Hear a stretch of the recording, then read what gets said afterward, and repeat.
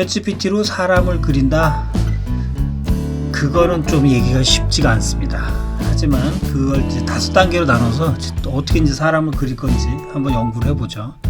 그냥 멋진 남자를 그릴 수 있어요. 챗GPT가 그려줍니다. 그런데 그리라고 했더니 나온 사람이 원하던 또 기대했던 사람인가요? 양복을 입은 건 보니까 수트가 아주 멋지긴 합니다. 멋진 수트를 입고 뭐 잘생긴 사람인 거나 맞는데 이게 이제 멋진 게 내가 원했던 멋진 거하고 맞냐 이거죠. 그게 좀 문제가 되겠죠. 자, 어떤 활동을 하고 있는 게 멋진 거냐, 어떤 활동 모습이냐, 이 액티비티가 드러나야 되겠죠. 프레젠테이션을 한다고 생각을 해보죠. 남자가 프레젠테이션을 하는 장면은 아마도 가장 멋진 장면 중에 하나일 겁니다. 자, 프레젠테이션 시켰어요. 뒤에 배경에 그 프로젝터에 스크린도 있고 그 다음에 열심히 듣고 있는 사람들도 있습니다. 멋지긴 한데 일단 Y쉐입으로 한번 바꿔보면 16대 9 사이즈 옆으로 넓은 모습으로 바뀌었습니다. 넓고 웅장한 그런 강연장에서 그 사람이 프레젠테이션인지 강연인지 모르겠지만 뭔가 멋진 걸 하고 있어요. 분명히 이제 무대에서 얘기를 하고 있는 게 보이죠. 너무 큰 무대라 가지고 뭐 무대만 봐도, 그리고 이제 뒤에 배경 조명만 봐도 화려합니다. 이런 이미지는 아마 쓸모가 꽤 있을 수 있을 것 같아요. 그런데 이 수트도 멋지고요. 아쉬운 게 좀 있습니다. 챗GPT로 그림 그린다고 했을 때 여기 보시는 것처럼 발하고 손이 이 합성이 된, 손 따로 있고 발이 따로 있고 또 다시 발이 손에 붙어서 이런 부분들이 일그러진 모습의 사람들, 이런 표정들이 상당히 많이 나타나요. 이게 이제 사람 그릴 때 특히 이렇습니다. 사람에 대해서, 그리고 싶은 사람에 대해서 조금 더 특정해서 구체적인 설명을 보태볼까요? 안경을 쓰고 블루셔츠에 운동화, 캐주얼한 모습이죠. 거기에 하고 있는 활동도 마케팅 전략이라는 구체적인 내용을 좀 집어넣어서 지적이고 슬림한 체형에, 그리고 중년 동양인 남자를 그려보기로 했습니다. 그려지기는 했는데 회의실이 일단 마음에 들어요. 멋진데요?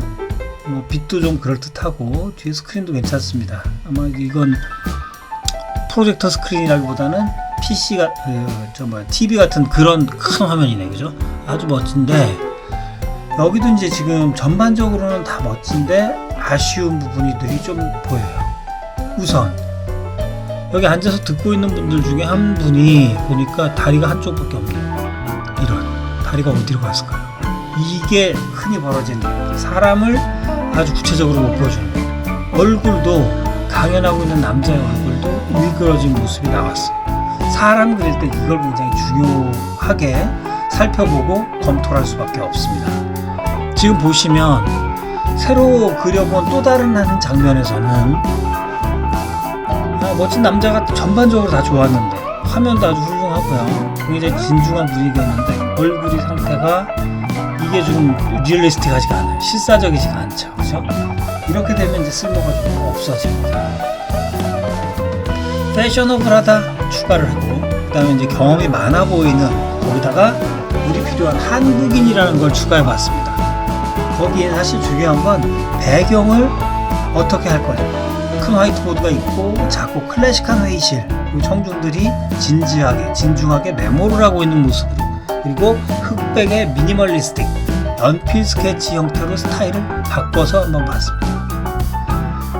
전체적으로 보면 그림이 그럴듯합니다. 이거 이제 쓸모가 있을 것 같아요, 그죠?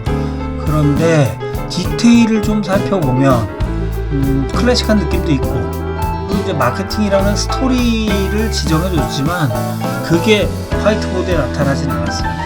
근데 뭐 그게 그렇게 크게 중요한 건 아닌 것 같습니다. 하지만 셔츠를 입으라고 했는데 스웨터를 입고 나왔어요. 저 부분은 이제 우리가 원했던 게 아닌 것 같습니다. 다른 디테일들은 상당히 그럴듯한데 좀 슬림한 체형이 아닌 것 같기도 하고, 그죠? 그리고 또 한 가지 이제 그 골치 아픈 부분이 하나 나타난 게, 전체적으로 괜찮은 모습이었는데 청중 중에 한 사람이 물리적으로 말이 안 되는 각도에 발이 달려 있어요. 이런 것들이 이제 우리가 필요로 하는 회의를 한다든지 프레젠테이션을 한다든지 이런 모습에서 흔히 벌어지는 모습들입니다. 결국 다시 그리고 하는 작업을 생성을 여러 번 시켜보고 그 중에 말이 되는 걸 골라와야 되겠죠. 그런 작업이 어쩔 수 없이 필요합니다. 자, 이번엔 페인팅 스타일을 약간 바꿔봤어요.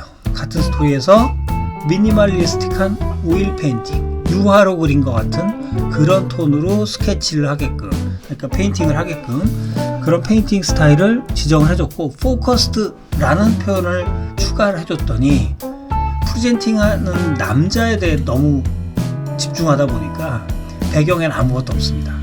그리고 저분이 지금 프레젠테이션을 끝마친 건지 시작하거나 준비하고 있는 건지가 잘 안 보이죠.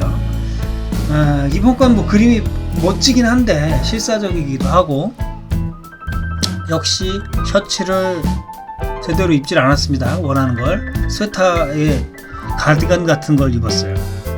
여긴 프롬프트를 필터를 사용한 포커스된, 인물에 포커스된 포토리얼리스틱 스타일로 지정을 해줘 봤습니다. 그림은 전체적으로 마음에 드는데, 뭐 제 개인적인 생각에는 그렇듯해요.